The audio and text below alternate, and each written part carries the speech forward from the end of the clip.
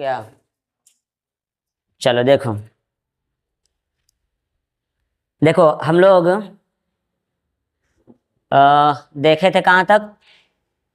दूसरा यानी कि दूसरे किंगडम तक हम लोग देखे थे, दूसरा जगत। ठीक ना। आज हम लोग पढ़ेंगे जीव विज्ञान में तीसरा जगत, उसको बोलते हैं पादप जगत। ठीक है ना। चलो इधर देखो देखो पादप जगत में कौन कौन से जीव को रखा गया है। तो इस जगत में प्रायः सभी रंगीन, कौन जीव को? रंगीन बहुकोशिकीय प्रकाश संश्लेषी उत्पादक जीव शामिल है, जो प्रकाश संश्लेषण की क्रिया करके अपना भोजन क्या करता है?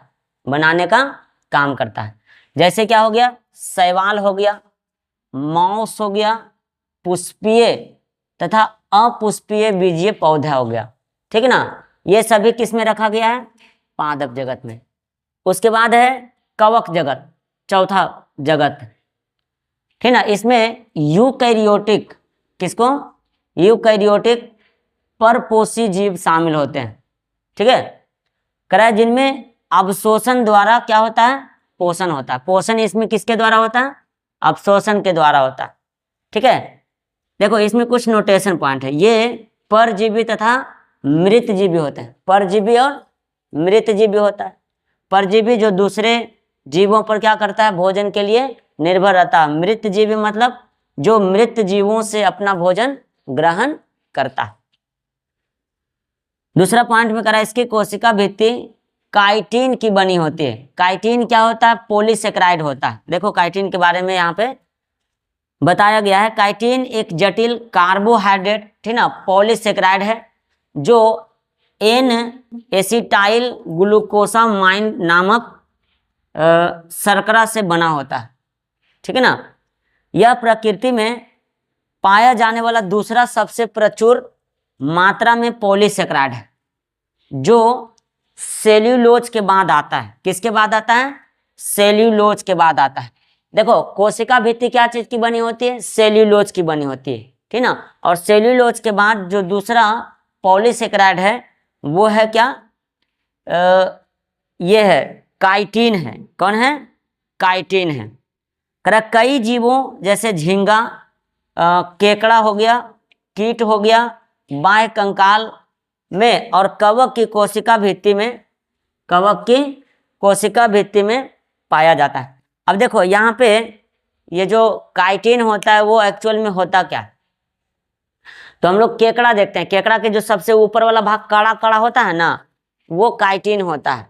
या झींगा मछली जिसको हम लोग इचना बोलते हैं, क्या बोलते हैं? इचना। उसका एकदम शीशा जैसा रहता है ऊपर वाला परत रहता है ना।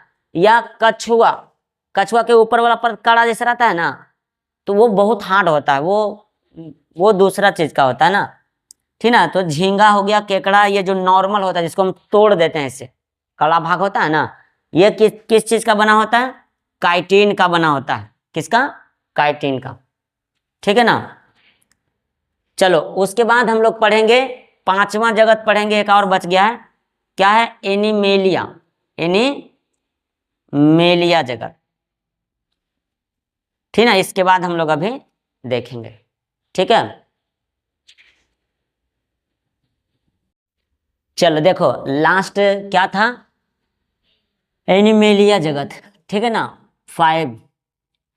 देखो इस जगत में सभी बहुकोशिकीय जंतु, जैसे कौन? समभोजी, ठीक ना, और यूकैरियोटिक, यूकैरियोटिक बताए थे जिसमें केंद्रक पाया जाता है, नहीं प्रोकैरियोटिक जिसमें केंद्रक नहीं पाया। तो यूकैरियोटिक उपभोक्ता जीव शामिल है। ठीक है ना। इनको हम लोग क्या कहते हैं? मेटोजोआ भी कहा जाता है। क्या कहते हैं इसको? मेटोजोआ भी कहते हैं। और इस जगत में हाइड्रा हो गया, जेलीफिश हो गया, क्रीमी हो गया, सितारा मछली हो गया, स्टारफिश, सरीसृप हो गया, उभयचर पक्षी तथा स्तनधारी जीवों को रखा गया। ठीक है ना। तो देखा जाए तो एनिमेलिया जो जगत है वो बहुत लार्ज है ना, बड़ा है, बहुत बड़ा जगत, इसमें बहुत सारे जीवों को शामिल किया गया है। ठीक है ना। चलो अब इसके बाद हम लोग अभी देखे थे 5 किंगडम, नहीं, और 5 किंगडम के बाद अगला पॉइंट हम लोग का है जीवों के नामकरण के द्विनाम पद्धति। ये इम्पोर्टेंट है, क्योंकि इम्पोर्टेंट इसलिए भी क्योंकि ऑलमोस्ट एग्जाम में कभी कभी ये पूछ देता है। पिछले एग्जाम में पूछ दिया था कि द्विपद नाम पद्धति का संबंध किससे है, तो जवाब क्या होगा? Carolus Linnaeus. क्या होगा? Carolus Linnaeus. चलो देखते हैं। देखो द्विपद नाम पद्धति क्या है, तो कह रहा है इसके अनुसार प्रत्येक जीवधारी का नाम, ठीक ना, लिखा जाता है और प्रत्येक जीव का नाम लैटिन भाषा के दो शब्द से मिलकर बनता है। पहला शब्द होता है वंश का नाम, वंश नाम, और दूसरा शब्द होता है जाति का नाम, ठीक ना। और कहीं पर भी खोज होगा, मतलब नामकरण होगा, लेकिन उसका लैटिनीकरण किया जाएगा, लैटिन भाषा में उसको किया जाएगा। तो 1753 ईस्वी में कैरोलस लीनियस ने इस पद्धति के बारे में बताया, ठीक ना। कैरोलस लीनियस ने इस पद्धति के बारे में बताया। कब बताया? 1753 ईस्वी में। देखो द्विपद नाम पद्धति किसी जीव का नाम तिरछे अक्षरों में लिखा जाता है। मतलब जब भी अगर हम द्विपद नाम पद्धति लिखेंगे तो किस अक्षर में लिखेंगे? तिरछे अक्षरों में लिखेंगे। और पहले किसका नाम? वंश का नाम, ठीक ना, और वंश का नाम, बाद में जाति का नाम।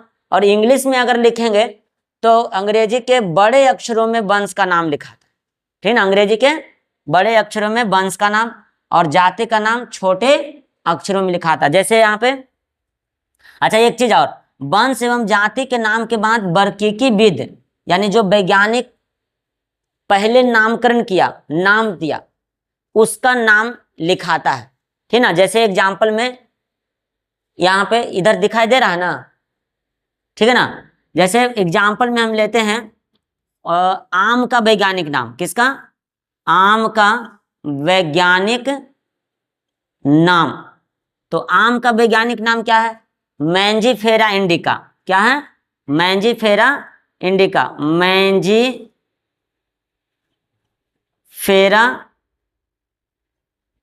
इंडिका। और लास्ट में क्या जुड़ जाता है? लीन, यानी कैरोलस लीनियस ने सबसे पहले आम का वैज्ञानिक नाम दिया और इसीलिए इसका इधर क्या जुड़ गया? लीन जुड़ गया, ठीक ना। और देखो मैंजीफेरा क्या है? तो वंश को बता रहा है। इंडिका क्या है? तो जाति को बता रहा है। और ये लीन क्या है? तो ये वैज्ञानिक के नाम पर। उसी तरह से होमोसेपियंस, मानव का, मनुष्य का वैज्ञानिक नाम है होमोसेपियंस। होमोसेपियंस,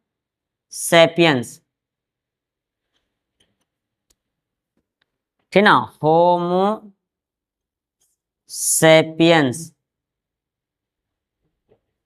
ठीक है ना, होमोसेपियंस। इधर हो जाएगा क्या? लीन। क्या हो जाएगा? लीन हो जाएगा। तो इस तरह से देखा जाए तो द्विपद नाम पद्धति के बारे में किसने बताया? कैरोलस लीनियस ने, ठीक है ना। और यहाँ पे उदाहरण भी देख लिए हम लोग। आम का वैज्ञानिक नाम मैंजीफेरा इंडिका, तो ये मैंजीफेरा में पहला हो गया वंश, इंडिका हो गया जाति को सूचित कर रहा, और लीन वैज्ञानिक का नाम। होमोसेपियंस में होमो, ठीक ना, ये किसको बता रहा है? वंश को बता रहा है। सेपियंस ये किसको बता रहा है? जाति को बता रहा है। और लीन क्या बता रहा है? वैज्ञानिक, जिन्होंने सबसे पहले दिया मानव का वैज्ञानिक नाम, ठीक है ना। चलो अब इसके बाद हम लोग पढ़ेंगे कोशिका के बारे में, कोशिका की संरचना और कोशिका की बनावट के बारे में। कोशिका क्या है इसके बारे में हम लोग देखेंगे, ठीक है।